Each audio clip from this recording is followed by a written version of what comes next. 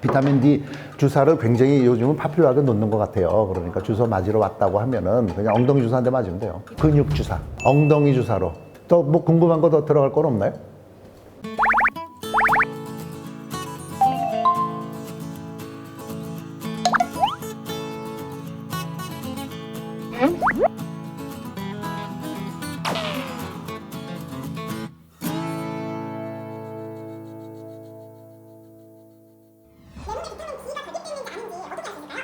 우선 비타민 D가 부족하기 쉬운 분들이 계시거든요. 우선 첫 번째는 노인입니다. 노인의 경우는요, 야외 활동을 잘 하지 않고 여러 가지 동반 질환들이 있고 우리 몸에서 비타민 D 생성도 잘 되지 않습니다. 그렇기 때문에 노인의 경우 이유를 알 수 없는 피로감이 있고 무력감이 있고 그리고 팔다리에 힘이 없고 할 때는 혹시 비타민 D가 부족하지 않는지 꼭 한번 생각을 해 보셔야 되고요. 두 번째의 경우는 비만한 경우인데요. 비만한 경우는요, 피부에서 비타민 D의 생성이 약 절반 정도밖에 안 된다고 합니다. 50% 정도가 감소하게 돼요. 그리고 비타민 D가 지용성이기 때문에요, 이 비만 세포에 그대로 녹아 들어가는 것이죠.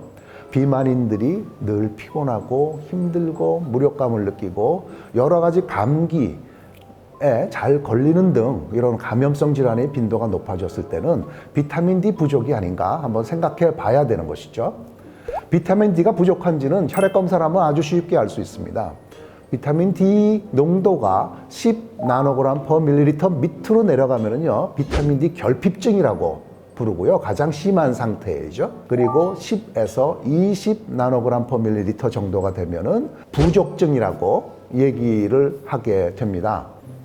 근데 우리나라 국민영양조사 자료에 의하면요, 비타민 D 혈중 농도가 20 나노그램 per 밀리리터 이하인 비타민 D 부족증인 경우가 남자에서는 약 65.7%, 그리고 여자의 경우는 77.7% 정도로 대다수 사람들이 비타민 D 결핍에 들어와 있고요. 이것이 요즘과 같은 겨울철에는 더 심해질 수 있거든요.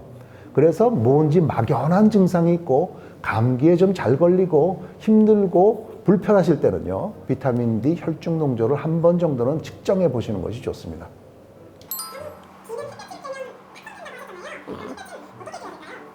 비타민 D 합성을 좀 늘리기 위해서는 야외 활동을 늘리는 것이 좋은데요. 일주일에 서너 차례 정도 한 30분 정도씩 가벼운 산책을 하시면 됩니다. 그런데 이때 팔다리를 한 40% 정도는 이렇게 노출시키는 것이 좋거든요. 11시에서부터 한 5시 정도는 피하시고요. 아침하고 저녁 때 이렇게 야외에서 시간이 날 때마다 한 30분 정도씩 산책을 하시는 것이 좋겠습니다. 비타민 D가 풍부한 음식들은요, 계란, 우유, 생선, 그리고 육류가 있거든요. 그래서 이런 음식들을 충분히 섭취를 해도 비타민 D의 혈중 농도를 높일 수는 있는데요.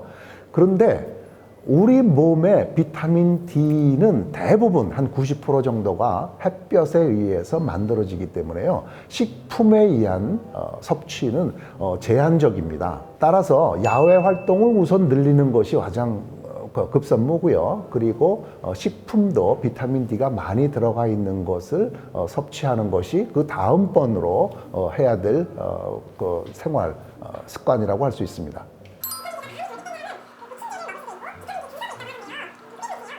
비타민 D 보충제는 두 가지가 있습니다. D3, 콜레칼시페롤이라고 알려져 있는 D3가 있고요. D2, 얼고칼시페롤이라고 알려져 있는 D2가 있는데요. D3라고 하는 것은 우리 사람이나 동물에서 만들어지는 것입니다. 그리고 D2는 버섯에 많은 것이고요. 그런데 D3가 D2에 비해서 한 3배 정도 더 강하고 그리고 작용 시간이 길기 때문에 비타민 D의 혈중 농도를 높이는 때는 비타민 D3가 훨씬 더 유용하거든요. 그런데 뭐 걱정하지 않으셔도 될 것이, 우리 시중에 나와 있는 비타민 D 보충제는 거의 대부분이 D3로 만들어진 것이거든요.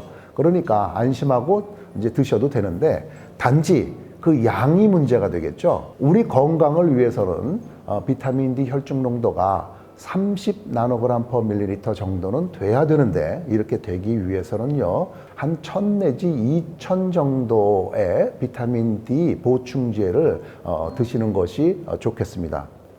특히 고령자나 신장병, 간 질환이 있으신 분들은 이보다 더 양을 늘릴 수는 있는데요, 4000 단위 정도까지 늘릴 수가 있겠습니다. 이보다 더 많이 늘리게 되면은 비타민 D 혈중 농도가 더 높아져서 부작용을 일으킬 수 있으니까 그 이상 섭취하는 것은 삼가해야겠습니다. 그 외에 액상형으로 되어 있는 비타민 D도 있는데요, 그건 한 방울마다 비타민 D 양이 정해져 있기 때문에 양의 증감을 쉽게 할 수 있다라고 하는 그런 장점이 있겠고요. 비타민 D가 아주 부족한 경우는 주사제를 사용할 수도 있겠습니다.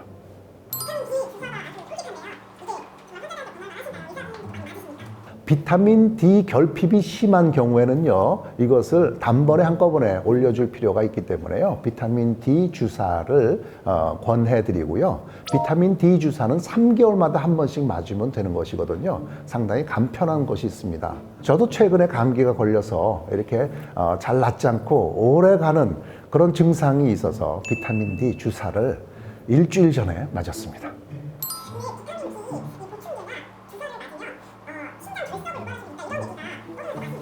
네, 일부 맞습니다. 비타민 D가 우리 소장에서 칼슘의 흡수를 높여주기 때문에요, 이것이 소변으로 칼슘이 많이 배출되게 돼서 결석의 위험을 조금 높일 수는 있습니다. 그래서 요로 결석이 있었던 분들은 비타민 D를 과다하게 섭취하는 것은 피하셔야겠죠. 요즘 같은 겨울철은 비타민 D가 부족되기가 쉬운 그런 시간들입니다. 이때 야외 활동을 늘리시고 비타민 D 보충제도 필요할 때 사용하셔서 건강하고 행복한 겨울 나시기 바랍니다. 안녕.